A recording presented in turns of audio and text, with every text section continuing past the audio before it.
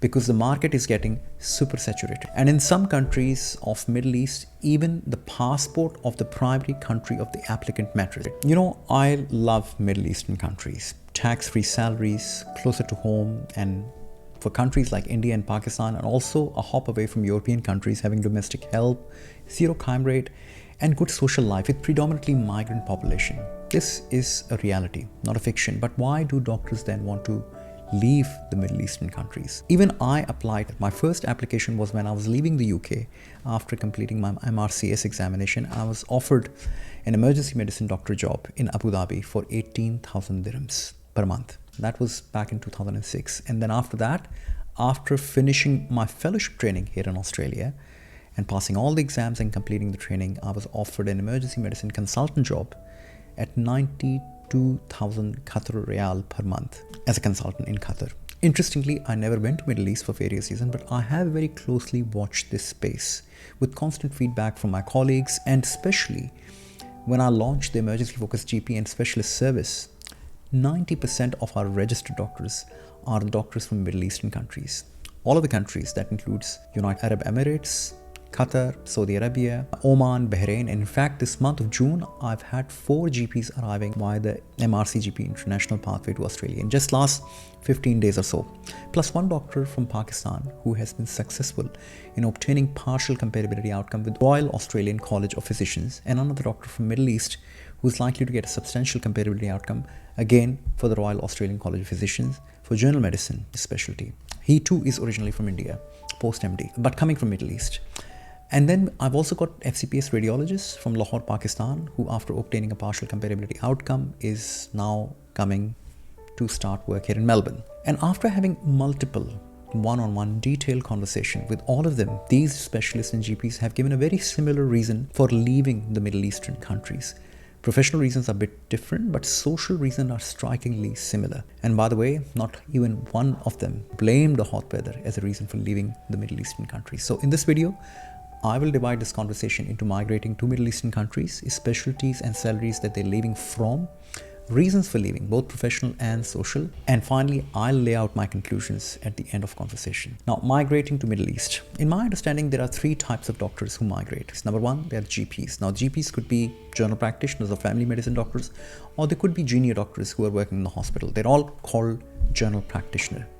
There are GPs who went to Middle East after some experience in their own home countries and then did relevant Middle East licensing examination, later did some further examinations like MRCGP whilst being in Middle Eastern countries for a better salary. And in those countries, perhaps the career progression is linked to these exams for better job security. Now, specialists, large number of doctors from Egypt, Libya, Sudan, Pakistan, India, who went to Middle East as specialists. So these are the doctors who have completed postgraduate training and exams in their own country, like Arab Board, FCPS, MD exams, and then work in their own chosen specialties. They went for a better lifestyle, salaries, and tax-free salary incentive. Number 3, consultant. Now, these are the consultant from UK, US, Australia, and some European, South American, and South African countries. I've also seen some people being promoted to consultant level after being working as specialists for a number of years, and after they've completed exams and of course experience in their own home country or in predominantly Middle Eastern countries. So they could be any person from FCPS from Pakistan, an MD from India, or FRCS of FRCP or MRCP or FASM from Australia. So there could be a mixed bag of consultant. They are actually on top of the food chain with excellent salaries and facilities, and by and large have left the Western countries because of tax and lack of saving and perhaps a better lifestyle, as most of these doctors are naturalized citizens from Pakistan, India, and other countries. Those who are born and bred and did the primary medical qualification and specialist training in the Western countries tend to go for medium term to a little bit longer term, 5 to 10 years. And once they have made enough money, would go back to the US, UK, and Australia, as the families are still in those countries, extended families, brothers, sisters, grandparents, specialties that they are leaving from. As of now, I've had inquiries, and the people who are registered in our workshops are from general medicine, general practitioners, radiology, orthopedic surgery, obstetrics and gynecology, anesthesia, cardiologists, emergency medicine, dermatology, and I've also been getting increasing number of inquiries from psychiatrists, general surgeons, and pediatricians. So I think it's only fair to say that we will have more specialties joining this list as the time goes by. Salaries that they're leaving from. Now, salaries again are very variable based on the grade and years of experience and whether doctors work as GP, specialist or consultant. And in some countries of Middle East, even the passport of the primary country of the applicant matters. On an average, the expat doctors have reported falling annual salaries in US dollars. United Arab Emirates, $150,000 to about $300,000. Saudi Arabia, $120,000 to $250,000. Qatar, $140,000 to $280,000. Kuwait, $130,000 to $260,000 US dollars.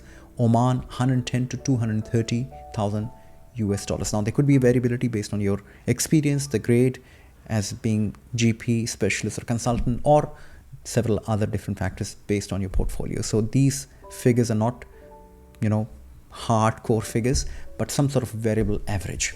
Now, these figures often include benefits such as housing allowances, health insurance, educational allowances for children, and sometimes even tickets to back and forth from your primary country of origin. Now, top reasons for leaving: professional and social. Now, professional reasons. Believe it or not, one of the cardiologists in our specialist pathway was saying to me that he's actually de-skilling as an interventional cardiologist due to low volume of cases and most of the cases being done by consultant when he is working as a specialist. Compared to his work in India as an interventional cardiologist, he's only getting 1/10 of the work compared to what he was getting back in India. For him, that was one of the reasons, or that is actually one of the reasons that he would like to consider leaving the Middle East for Australia.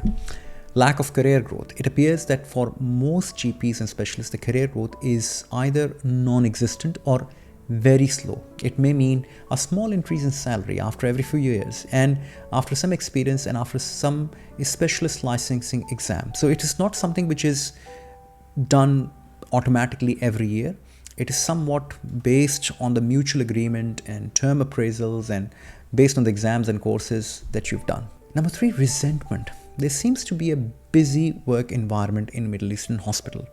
Some of the anesthetists and ED consultants do 5 days, 8-hour shifts, and for some specialties that may include even night shifts, excluding on-call work. Opportunities for GPs and even some specialists, there are shrinking in terms of their market potential because the market is getting super saturated. This is resulting in huge disparity of pay, with newcomer GPs being hired for as low as 12,000 to 15,000 dirhams. Job security. There may be doctors working for years in Middle East, but you also come across a culture where there is a little job security. This is especially true for GPs and even some specialists who can easily be replaced by more qualified consultants from the Western markets. Lack of proper training structure leading to certificate of completion of specialist training and specialization. In Western countries, after completion of USMLE or PLAB or AMC, you can complete a world-recognized training and fellowship. There appears there are still no native training programs well designed for expat doctors. Like you come, stay in the Middle East, in Dubai, in Saudi Arabia, you do their licensing exam and you join a training program. At the end of the training program, you can do a fellowship exam and be promoted as a consultant in that country. It just does not happen in those countries. Expat doctors who are hired as GP or specialists, they are there to stay and service at that grade, unless until they're directly hired as a consultant, which means that they've already finished their fellowship training and specialization in the Western country. And that does lead to some sort of resentment and lack of career prospect. Social reason: rising inflation leading to high cost of living and salaries. And they often say that these salaries are actually not well adjusted to the rising cost of living, especially in some of the capital cities like Dubai, Abu Dhabi, Qatar, and even the capital city of Saudi Arabia. Poor work-life balance, long working hours, especially for GPs. And some of the GPs, I've come to know that they work up to 50 to 60 hours. The more work that you do, you're able to generate a better income for your employer and for yourself. No long-term citizenship option. Even with golden visa in Dubai and long-term visas in Emirates states and Saudi Arabia, there's still no option of citizenship or a passport change, which seems to be a bit of resentment for some doctors who've been staying in the countries for 20 plus years. Children education. Compared to 10 years ago, I think there are multiple options for schooling and especially universities. But there are still limited number of opportunities compared to Western countries where there are options like courses and university scholarships. And even if the doctors and children are citizens of that Western country, the children can actually apply for a loan to be properly educated in a university situation. So that seems to be one of the very important issues for the migrant doctors, especially who are working in Middle Eastern countries with children who are in 18 plus age group. Visa for older children, for that matter. Some people have reported that after 18 years of age, the visa for children is a major hassle unless and until they are employed or in full-time university education. Equality. This seems to be a major issue where Arab versus non-Arab people are treated very differently, especially in Saudi Arabia, Emirates, Qatar, and other smaller places too. The expat doctors and workforce, despite forming 2/3 of the majority, feel like second-grade citizen. Conclusion. One of the doctors who recently migrated from Middle East to Australia reported Middle East medical jobs are perhaps the best choice after MBBS and specialization in home countries like Pakistan and India. But afterwards, one must think of more long-term and final solution by migrating to the US, UK, Canada, or Australia. The decision is best for gaining higher specialist world-recognized qualification, citizenship, and above all, more freedom to live and work in a more equitable societies in the West.